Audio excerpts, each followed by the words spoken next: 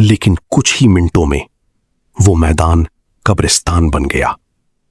General Dyer ने बिना चेतावनी 1650 गोलियां चलवा दी। लोग दीवारें चढ़कर भागने लगे, कुछ जान बचाने के लिए कुएं में कूद गए। और उसी खून से जन्म हुआ एक बदले का, ऊधम सिंह का, जिसने 21 साल बाद लंदन में जाकर बदला पूरा किया। साल था 1919। पंजाब की हवा में बारूद घुल चुकी थी। अमृतसर की गलियों में सन्नाटा था, लेकिन उस सन्नाटे के भीतर एक तूफान जन्म ले रहा था। 13 अप्रैल, बैसाखी का दिन। हजारों लोग अपने घरों से निकले थे, कुछ मेले के लिए, कुछ दुआओं के लिए और कुछ उस नए काले कानून के खिलाफ आवाज उठाने के लिए। लेकिन किसी को अंदाजा नहीं था कि इतिहास के पन्नों में यह दिन खून से लिखा जाने वाला है। धूल से भरी तंग गलियां, दीवारों से घिरा एक मैदान, और उस मैदान का नाम था जालियांवाला बाग। उस समय भारत अंग्रेजी हुकूमत की जंजीरों में जकड़ा हुआ था।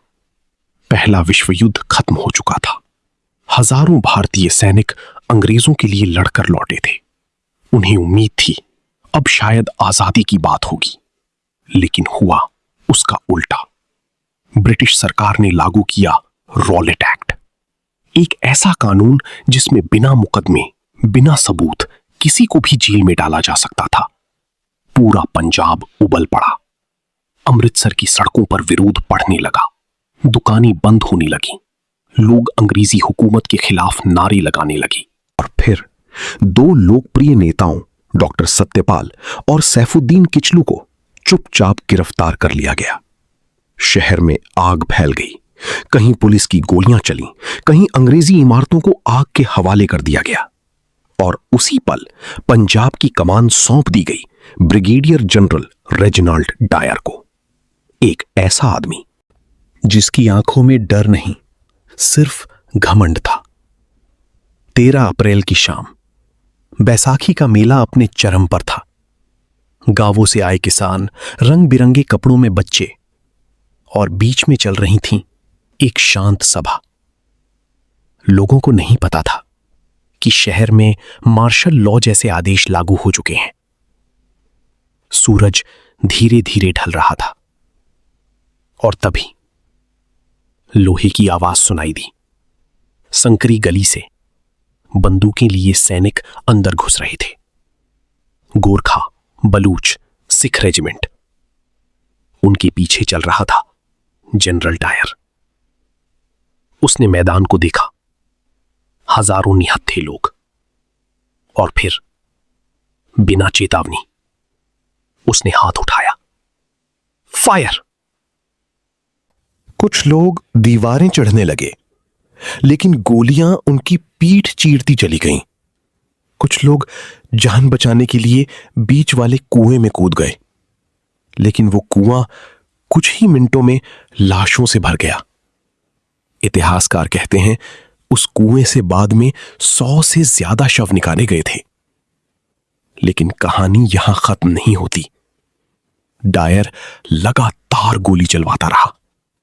1, 2, 3 नहीं, लगभग 10 मिनट तक 1650 गोलियां, जब तक सैनिकों की गोलियां लगभग खत्म नहीं हो गईं।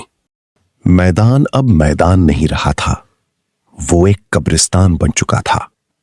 खून मिट्टी में बह रहा था। लोग अपने परिवार वालों के शव पहचानने की कोशिश कर रहे थे। किसी का बेटा, किसी की मां, किसी का पूरा परिवार, सब कुछ उसी मिट्टी में दफन हो चुका था। और सबसे डरावनी बात, घायलों की मदद तक नहीं करने दी गई। पूरी रात लोग तड़प तड़प कर मरते रहे। अमृतसर की रात उस दिन इंसानियत की सबसे काली रातों में बदल चुकी थी। लेकिन जनरल डायर रुका नहीं।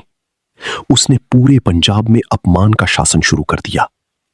कहीं लोगों को घुटनों के बल चलाया गया, कहीं सार्वजनिक कोड़े मारे गए, कहीं भारतीयों को अंग्रेज अफसरों को सलाम करने के लिए मजबूर किया गया।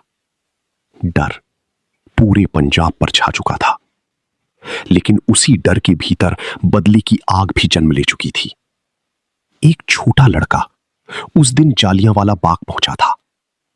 उसने मिट्टी में बहता हुआ खून देखा, उसने लाशें देखी, और उसी पल उसके भीतर कुछ टूट गया। उस लड़के का नाम था ऊधम सिंह। साल गुजरते गए, लेकिन जालियांवाला बाग की गोलियों की आवाज उसके कानों में गूंजती रही। और फिर 1940 लंदन का कैक्सटन हॉल, एक सभा चल रही थी। स्टेज पर मौजूद था माइकल ओडवायर, वही आदमी जिसने पंजाब में डायर की कार्रवाई का समर्थन किया था। और तभी भीड़ के बीच से एक आदमी आगे बढ़ा। कुछ सेकंड बाद गोलियों की आवाज गूंजी। माइकल ओडवायर जमीन पर गिर चुका था। 21 साल पुराना बदला पूरा हो चुका था। ऊधम सिंह मुस्कुरा रहा था, जैसे जालियांवाला बाग की मिट्टी आखिरकार इंसाफ मांग रही हो।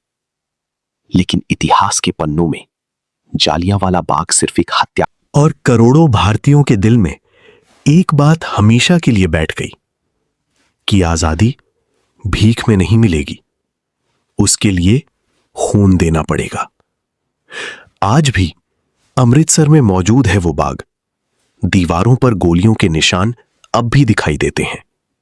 वो कुआं अब भी खामोश खड़ा है, जैसे इतिहास खुद उस दिन की गवाही दे रहा हो। 13 अप्रैल 1919, एक ऐसी शाम जिसने भारत को हमेशा के लिए बदल दिया।